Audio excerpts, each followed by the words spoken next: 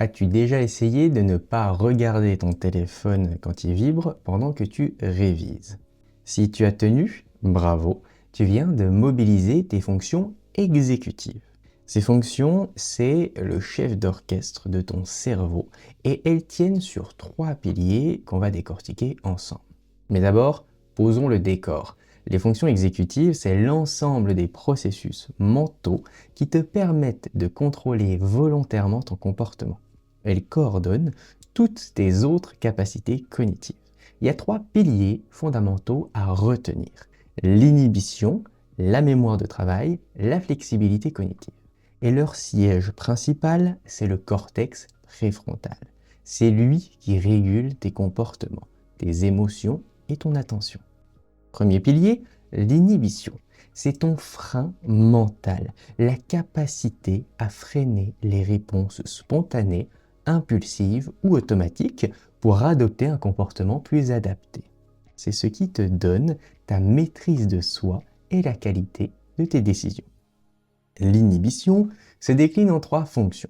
Le contrôle de la réponse qui te permet de stopper un comportement en cours, genre arrêter de parler quand l'enseignant s'agace.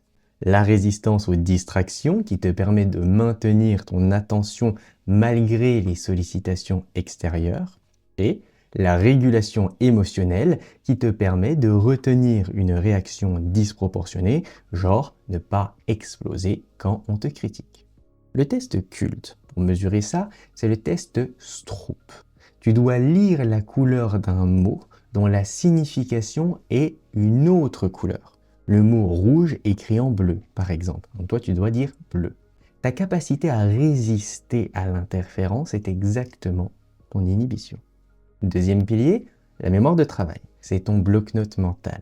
Elle permet de maintenir et de manipuler temporairement l'information pendant que tu exécutes une tâche. Sans elle, tu ne peux pas raisonner, tu ne peux pas comprendre, tu ne peux pas résoudre un problème.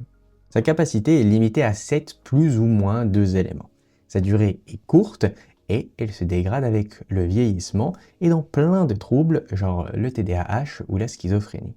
On peut citer le modèle de Bradley avec ses composants: administrateur central, boucle phonologique et Kaplan visio-spatial. C'est la vision exécutive du modèle qu'on a vu sur le chapitre sur la mémoire.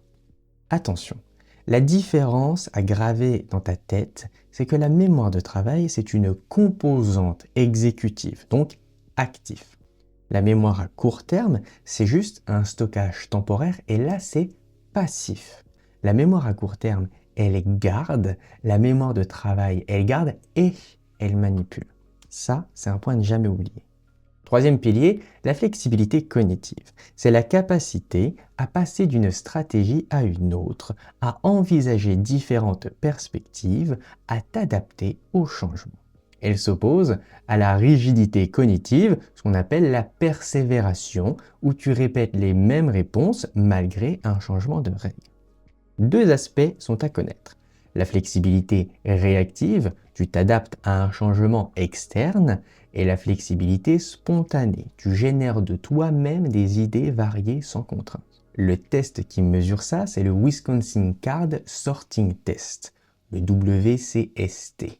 On change la règle de tri sans te prévenir et on regarde si tu sais t'adapter. Fais bien attention à un piège, ne confonds pas la flexibilité et l'impulsivité. Changer de stratégie de façon réfléchie, c'est de la flexibilité.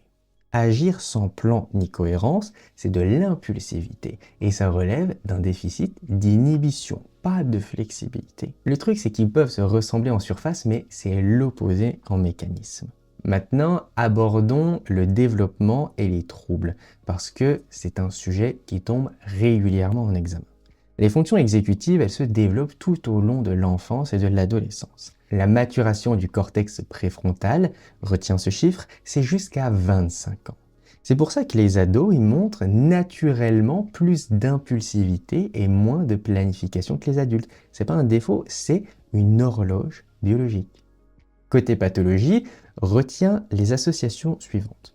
Le TDAH égale un déficit d'inhibition et de mémoire de travail, principalement.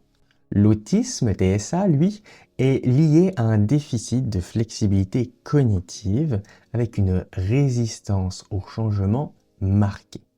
Le traumatisme crânien fait référence à une atteinte du cortex préfrontal avec des déficits variables selon la zone touchée. La démence, genre Alzheimer, c'est égal à un déclin progressif des trois fonctions exécutives ensemble.